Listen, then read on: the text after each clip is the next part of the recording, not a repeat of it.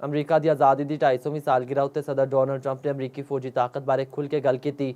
खामनाई दी आखिरी रसूमात उत्ते हैरानी का इजहार किया ते दावा किया कि जे वो चाहते तो आयतुल्ला खामनाई की नमाज जनाजा में शरीक सारे लोगों को खत्म कर सकते सन। मजीद तफसील वेखने इस रिपोर्ट राही। अपनी जुर्रत ते बहादरी नाल अमरीका नूं मुज़ाकरात दी मेज़ ते ले आया, पर अमरीकी सदर डोनाल्ड ट्रंप दे वड्डे वड्डे दावे खत्म ना होए।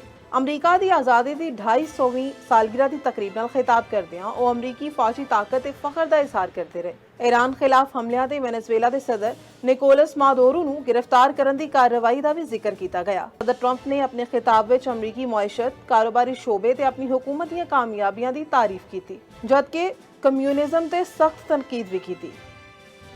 एक्सियोस ਨੂੰ ਦਿੱਤੇ ਗਏ ਇੰਟਰਵਿਊ ਵਿੱਚ ਟਰੰਪ ਨੇ ईरान ਦੇ ਸੁਪਰੀਮ ਲੀਡਰ ਆਇਤੁल्ला ਖਾਮਨਾਈ ਦੀਆਂ ਆਖਰੀ ਰਸੂਮਾਤ ਵਿੱਚ ਆਵਾਮ ਦੀ ਵੱਡੀ ਤਾਦਾਦ ਦੇਖ ਕੇ ਹੈਰਾਨੀ ਦਾ ਇਜ਼ਹਾਰ ਕੀਤਾ। ਉਹਨਾਂ ਆਖਿਆ ਕਿ ਉਹ ਸਮਝਦੇ ਸਨ ਕਿ ईरानी ਆਵਾਮ ਖਾਮਨਾਈ ਨਾਲ ਨਫ਼ਰਤ ਕਰਦੇ ਨੇ। ਇਸ ਮੌਕੇ ਤੇ ਉਹਨਾਂ ਇਹ ਵੀ ਦਾਅਵਾ ਕੀਤਾ ਕਿ ਜੇ ਉਹ ਚਾਹੁੰਦੇ ਤੇ ਜਨਾਜ਼ੇ ਵਿੱਚ ਮੌਜੂਦ ਸਾਰੇ ਲੋਕਾਂ ਨੂੰ ਨਿਸ਼ਾਨਾ ਬਣਾ ਸਕਦੇ ਸਨ, ਪਰ ਇਹ ਨਹੀਂ ਕੀਤਾ ਕਿਉਂਕਿ ਫਿਰ ਮੁਜ਼ਾਕਰਾਤ ਲਈ ਕੋਈ ਫਰੀਕ ਬਾਕੀ ਨਾ ਰਹਿੰਦਾ। ट्रंप ने एक होर इंटरव्यू में दस्या कि इजरायली वज़ीर आज़म नेतन्याहू ने व्हाइट हाउस में मुलाकात की दरखास्त की है। उन्होंने आख्या कि साडे दोनों के ताल्लुकात बहुत बेहतरीन ने ते नेतन्याहू जानते हैं कि बॉस कौन है।